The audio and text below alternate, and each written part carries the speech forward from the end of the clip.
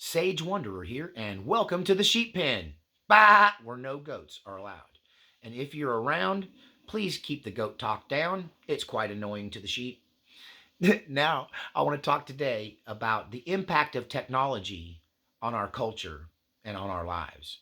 I want to tie in today the plan of the demonic to take down the great powers of the earth that once stood for honor, truth, integrity, and how now we become a society where a woman can get raped on a bus or a train, and there's not a man amongst them that would stand up to defend her. There's an old joke about getting beat up by the police. Some of my musician friends would say, "Look, man, if you see me getting beat by the police, don't videotape it. Put it down and help me." Right?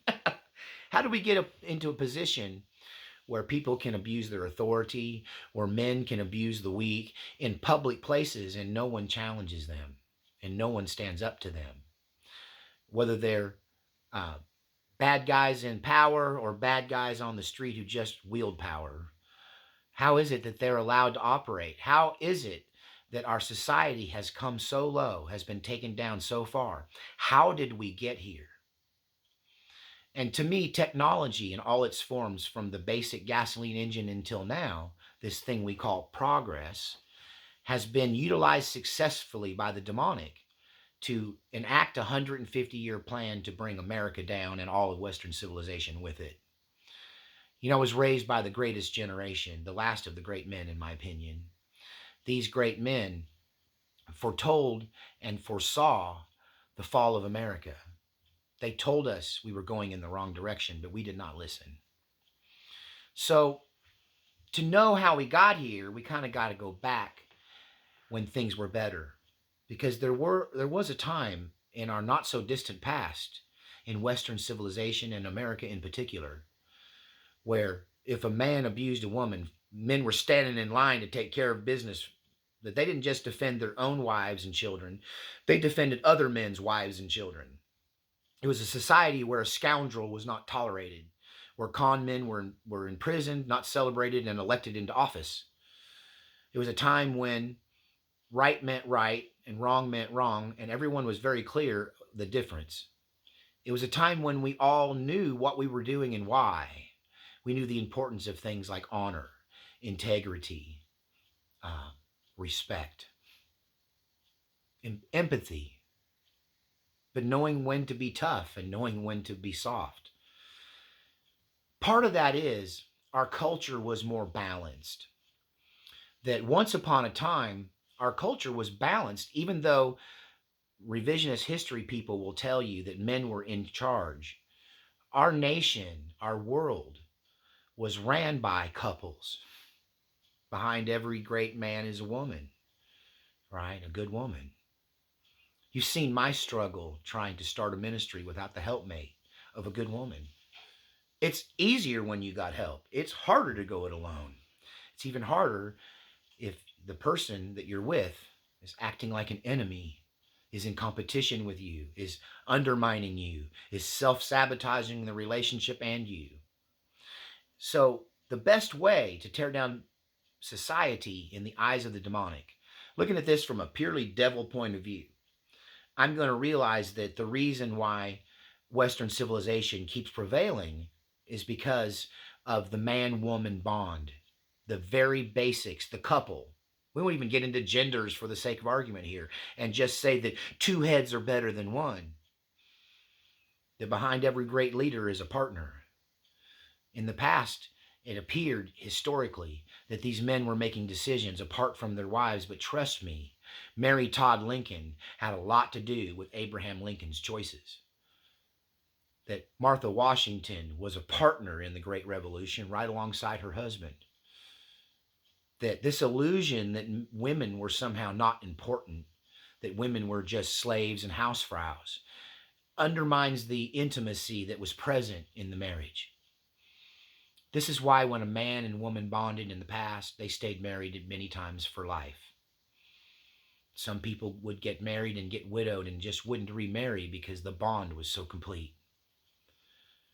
How did we go from a lifetime bond to every relationship being seen as temporary, just for a time, for a purpose, to fulfill a need in the moment, because you got swept up, whatever? Where, how did we get from a place where a man would love a woman so much that he'd allow himself to be tortured and killed before he gave away their location? How did we get to where we are now, a place where no one cares about anybody else and everything is seen as it's what's in it for me? How did we lose that sacrificial love that men used to have? Think about it, ladies. It's what you want. I got 30% ladies here, so I'm talking mainly to men, but listen, women and men, you're going to digest this too. It's going to make sense for you. You're going to lose a lot of your anger when I'm done talking about this, because this is, you can't blame women or men for what's happened. I blame the devil. This was engineered. He used society to change us from what we once were.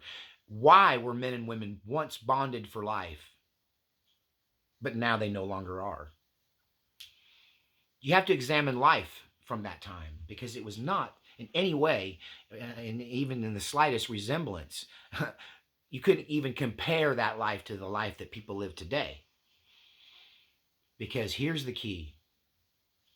In the old days, men and women labored together. A husband and a wife were a team. A husband did not go off to a job. Think about it. Men were craftsmen. They were shopkeepers. They were homesteaders, farmers. So when a man went to the field to work, the woman would do what she had to do to make sure the house was right and the food was made and everything supported what he was doing. But when the push come to shove, she put on her apron, rolled up her sleeves, and went to the field to pick right alongside of him. Went to the field to plow. He plowed, she seeded. He did the heavy work, she did what she could. They were a team. When the kids came along, they became part of the army. The Bible says in the book of Proverbs that many children to a man are like arrows in his quiver. Men my age today are powerless because our kids are spread to the wind and they never labored with us in the family business because we went away to work. What I'm talking about is the industrialization of the United States and the Western world. That when men stopped keeping a shop downstairs and raising their family in the apartment above, even in the cities, shopkeepers lived, they were proprietors and they lived on the premises. It's just better that way. Shorter commute to work. You don't have to hire security because you are the security. No one's breaking into your store because that would wake you up because you just live upstairs. And if you look at old architecture right up until the 1950s, that kind of architecture was common. Many of your old downtown areas in the South and other industrialized areas, that you have abandoned buildings now downtown that aren't used to that method, but there's an apartment upstairs. There's a 3-bedroom apartment, and they might have converted it to offices, 50 years ago. But once upon a time, a family labored together. The man took care of the business. The women helped him. The woman helped him run the shop. The children, they did what they could, to stay out of the way if nothing else, right? Get their education. But there was a time when men and women labored together, and that creates what some people call either a trauma bond or actually a failure and success bond. That we bond with who we labor with. We bond with who we succeed with. We bond with even those we fail alongside with. When you took a man out of the home and you put him in an industrialized setting, it left the woman home alone feeling neglected and purposeless. This is what caused her to feel like a slave and in many ways start to get treated like one. She was no longer partner in the labor of making the bread for the family. Many women have glommed on to feminism because they feel in themselves an inert need to contribute, to be a breadwinner.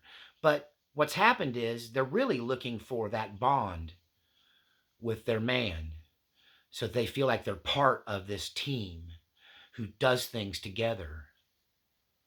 But when we industrialized, it's Christmas time, right? You guys have seen the Christmas Carol, Ghost of Ebenezer Scrooge, the ghost of Christmas past, present, and future. That whole setting was the early industrialization of Europe. We already saw the despair. It's a slave system created to take free men who were responsible for their own craft, their trade, their business, entrepreneurs, and place them in an employee position in the past only reserved for very young men and boys. That they took these men who were wired for this and they put them in this industrial slavery. And they did it through economic ruin, honestly brought on by the chaos of the early 1800s to mid 1800s, the political, economic, and cultural chaos of war. And in that vacuum of chaos, they built the they. Let's make sure we're talking about the they in question. Hang on, I'm going to put you on pause while I yell at my dog. Okay, I'm back. So the industrialization of America is and the Western civilization caused an unnatural thing to happen that separated men and women to put together the situation that caused women to feel oppressed to begin with. Because originally, for all of these hundreds of years, women did not feel oppressed, or we would have had a revolution sooner. In so many ways, women had it good in the old days. They got to fulfill their need to produce and make something and be a partner by working in the family business. They got to fulfill their maternal instincts by raising the children and keeping the house and building the nest. And they were able to share in the triumph of success alongside their husband and share in the agony of defeat if he failed. If he failed, she couldn't blame him because she was a partner in it. They failed together. If he triumphed, he couldn't say he did it on his own because she was right there with him the whole time. So we bond with who we labor with. It's human nature. It's how we're wired. Are you starting to see why I'm about to paint for you the ultimate train wreck, not just for the family, but for community? Because what is community? It's unity, right? It's when you have a unity of a family unit, a strong family unit led by a strong man and woman working together as a team, right? When you combine that with another family and yet another family of the same sort, then you have families in unity and you create community or co-unity, right? So what is community but the unity of families? So to destroy before the devil could destroy society, he had to destroy community. And the best way to destroy community is to destroy the family. And at the core of the family is the couple, the partnership. He stole your partner from you. Society has stolen partnership from us. And modern marriage doesn't work. All my MGTOW brothers, just say amen. Don't go on a rant, okay? If you're feeling it, just say amen. We're not trying to run off the 30% of women that listen to this channel. But this message is for men and women. I will say it's geared at men because men hold the answer to the problem. If there are any real men left, we can turn this thing around. We can get our women back into partnership with us instead of competition with us. We can get our women to be our right hand instead of the hand holding the knife in our back. And we've got to stop blaming women because we were both fooled into this situation. We were both men and women were forced into this modern situation, and some of us went willingly, and others went kicking and screaming. But there was no way to hold it back because we didn't see the plot against us. We didn't see the 100-year plan against the family. We couldn't see what technology from the cotton gin to the internet could do to the family. Industrialization, as we see it in the Christmas story, right, in the Christmas Carol, causes a man to leave the home and leave a woman feeling purposeless, leave a woman feeling lonely, while the man becomes a slave to another man in the course of becoming an employee. It's why I'm an entrepreneur at heart. I can't stand to be another man's slave, and I won't do it unless I guess get cornered into it. I got one boss, and it's God. That's me. Other people find comfort in having a boss. I personally do not. It's a struggle all the time because I am definitely a type A leader personality. It only works if I'm the boss. I know how to follow, and I will when I have to. But that's a whole nother discussion. What we're talking about is how our community was broken down when there became a partnership was broken and there was no unity in the marriage. And this is how the devil won. He separated men and women. The battle of the sexes is where the devil won by creating this disjointed world filled with isolated men and women who are not part of a union, not part of a community, because there's no unity. You can't have community if there isn't any unity. I hate to get all Jesse Jackson on you. But what was life like back in those days? Men and women labored together. Then the Industrial Revolution happened and it left a woman orphaned and purposeless. Oftentimes, women would find comfort in other men. So, not everybody in industrialization in the early Western civilization went off to work in the coal mine or the cotton factory, right, or the refinery. A lot of them were milkmen, electricians coming to the house to fix the electric or the plumbing. And so one would venture in this situation, and I'm talking over 100 years ago, women started to become non monogamous for the first time ever. They started to really, in a mass group, respond to these men who were there while their husbands were not. And men are unscrupulous and sexually oriented, so they had a reason too. And you have the myth of the mailman and the milkman.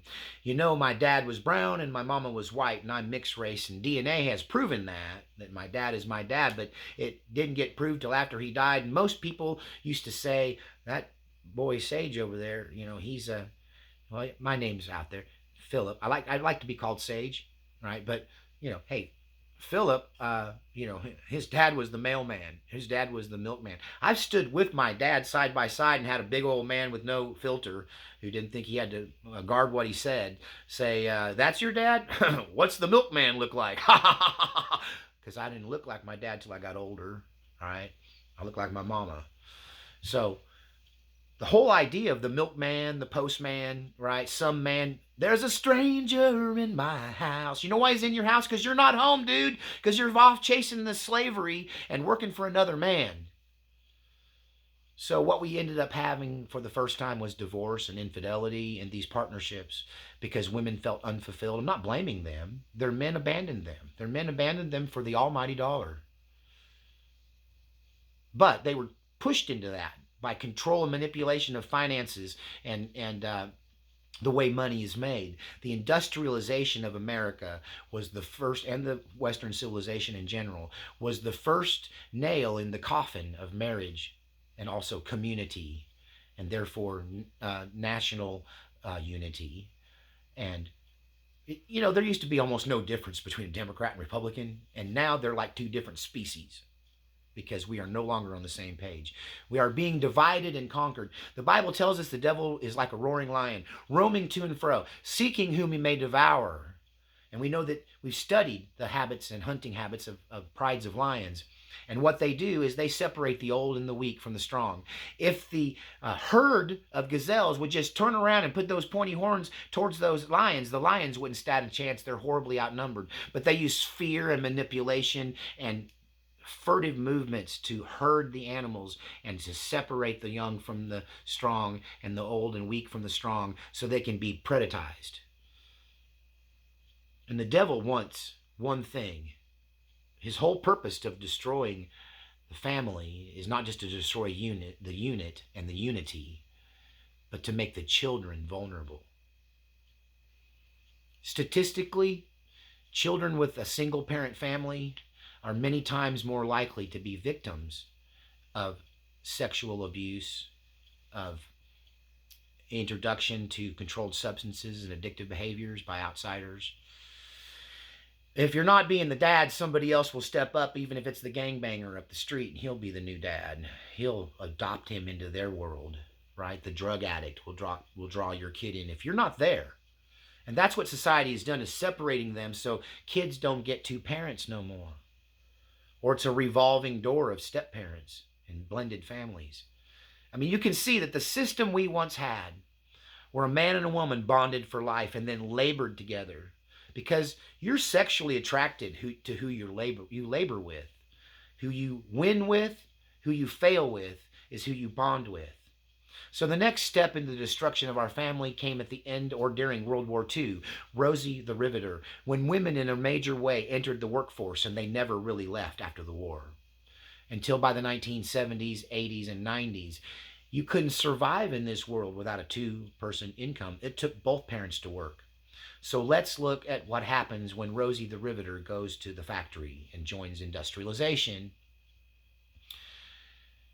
Now she's bonding with and and triumphing and failing with her boss. Now when she wins something, she's helped her boss achieve. You see, her boss has filled the void that the husband left when he industrialized. So there was a need to bond with somebody, to labor with somebody, to win with them, to lose with them. And the devil set it up so that was somebody other than her husband. And you can say that you can just be friends. You can say you can just work together. But I promise you, if you're being 100% honest with yourself, if you're a woman or a man, that if you're laboring and working closely with somebody of the opposite sex, then you are going to gain an attraction and admiration that could turn into an affair and destroy a relationship, because you bonded through your triumphs, you bonded through your failures, you bonded together because you were working together. And human nature shows us from past to present that men and women bond with who they labor with. And they can't bond. This idea that you can go to your job and he can go to his job, and he can bond with women at work, and he can labor with women at work, and he can win and lose with them, that he's there more than he's home. She she has a work husband. She has someone that she bonds with, that she labors for, that she does things for, and he is appreciative of it. He is kind about it. He is reciprocal about it. They're building a relationship together at work, and you can try not to, but it's just going to happen anyway. Because we bond with who we labor with. This is not by accident. The devil set this up. He removed the man from the family and put him in the factory. Then he brought the woman to a different factory or a different business and a different job.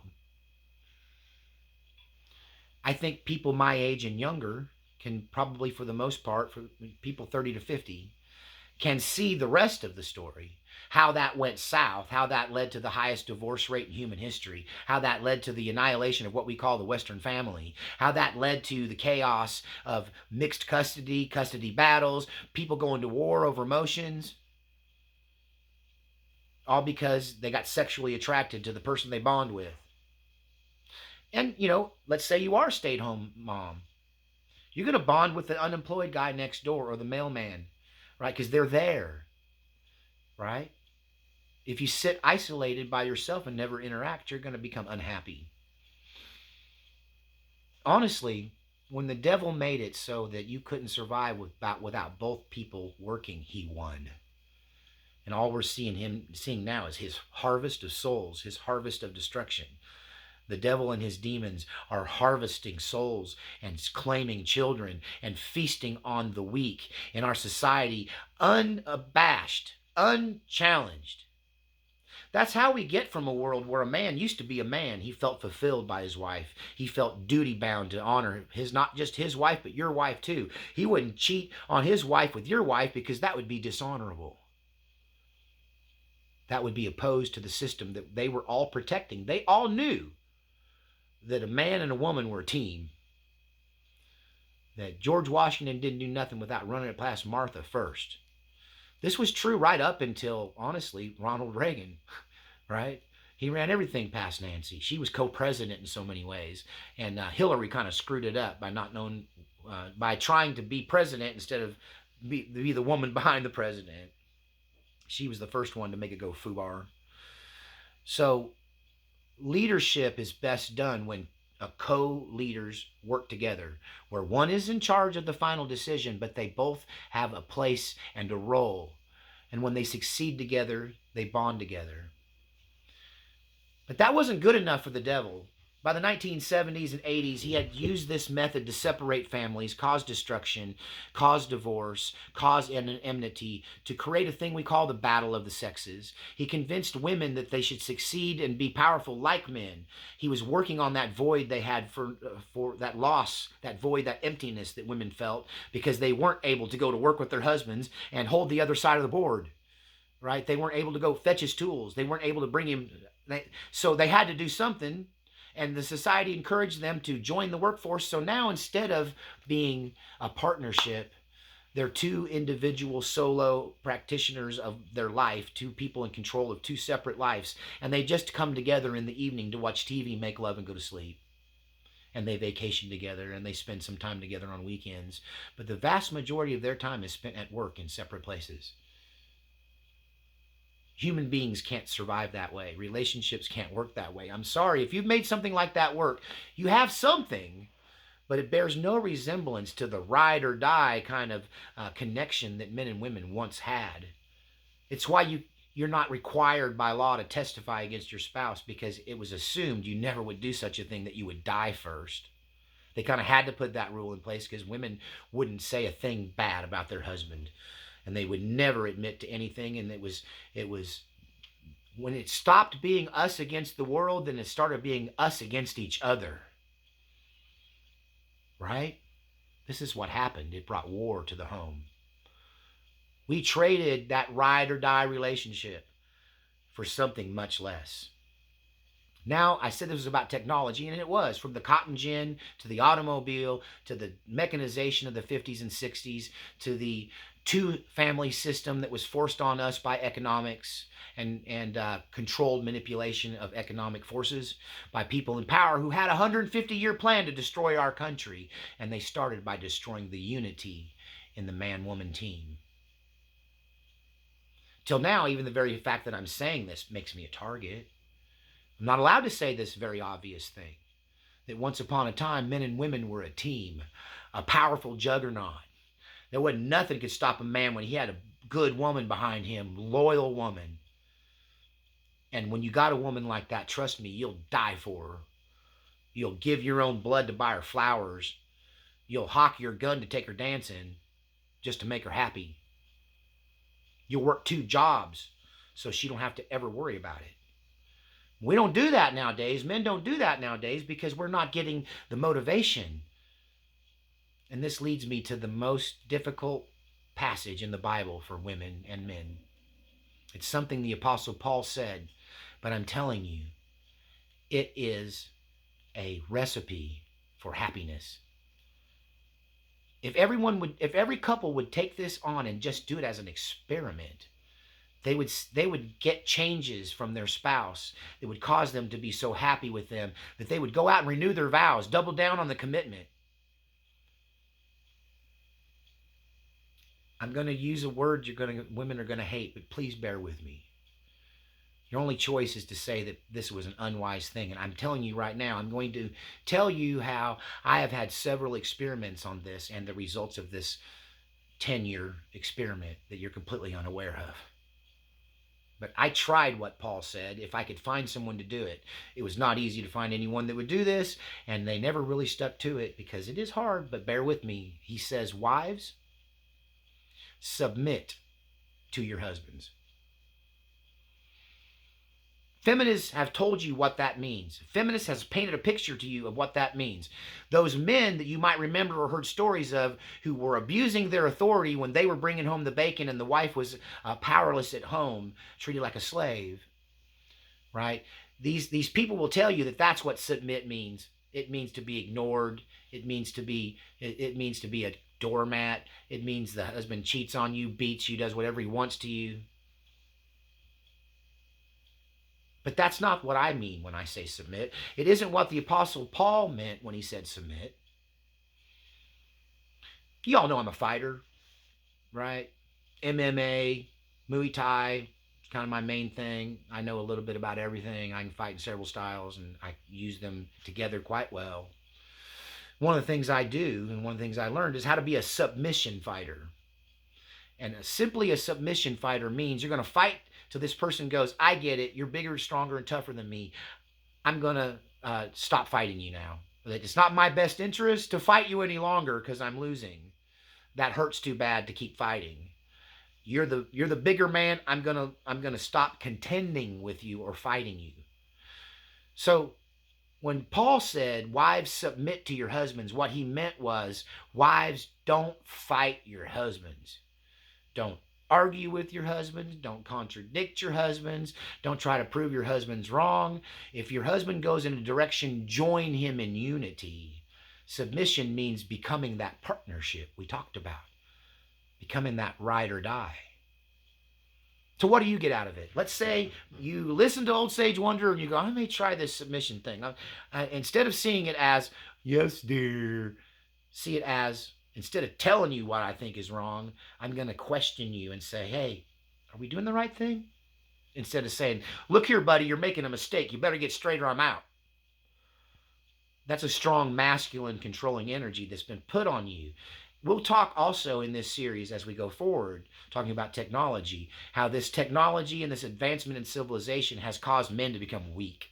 That you can't have a Jezebel unless you first have an Ahab, a weak man who'd rather let the woman take care of everything so they can go fishing or play video games or smoke weed and lay on the couch or whatever it is they do when they ain't doing the right thing. So